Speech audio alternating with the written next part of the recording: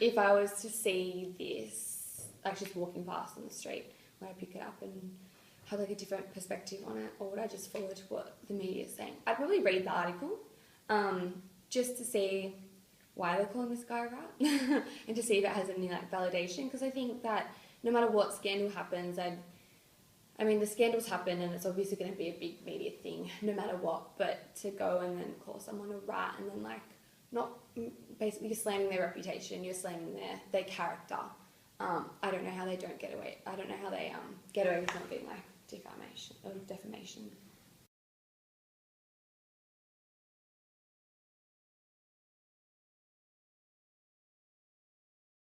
This one here, the death cult CBD attack, is, I think, what the Daily Telegraph forget is it may just not be the Australian audience that this newspaper goes to.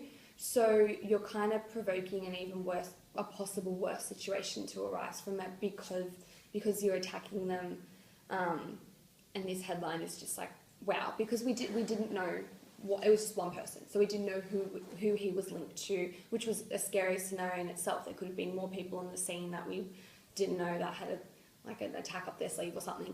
So to then provoke it after we've like before we've found out proper information on it it's scary. To me, if I was to read that, I'd be like, what the fuck, Australia?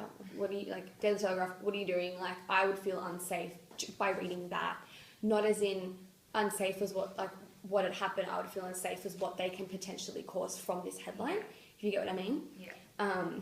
Because, yeah, it's like it's a national newspaper, but it's also published online. So anybody from around the world can easily see it. And if it gets into the wrong hands, they're going to totally take this the wrong way, or be like, well, if they're going to call us that, we might as well make another attack on them, or a different attack on them.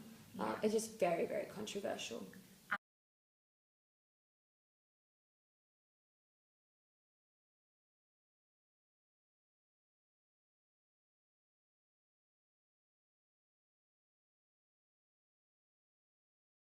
I think the only reason that they probably used that was to grab attention and probably to sell papers because of the incident that happened and the context that it was surrounding against. So everybody was assuming that it was ISIS. So because it's the main thing in the media at the moment, of course they're going to jump on it and broadcast it because it's going to get people to view it. And then but then again, that has a negative consequence of that, because people are then going to build up their ignorance and their hatred towards this group, when it may not even be this group that did the siege in the first place.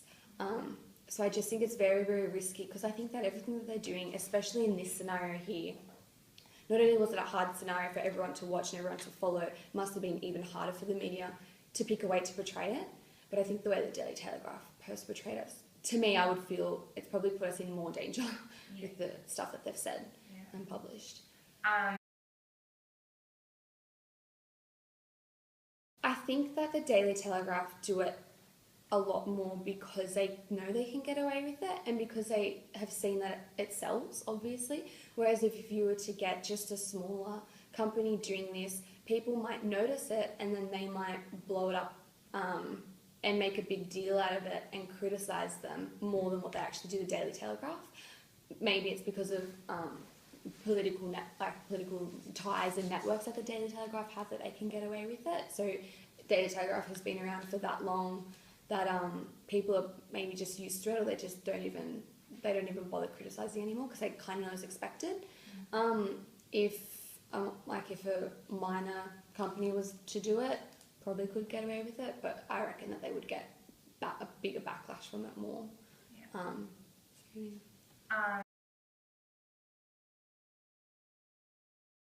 Oh, definitely. 100%. Probably the majority of people that buy these newspapers are probably just passing by and they've seen the headline and like, okay, I'll pick this up and read this on the way to work or something.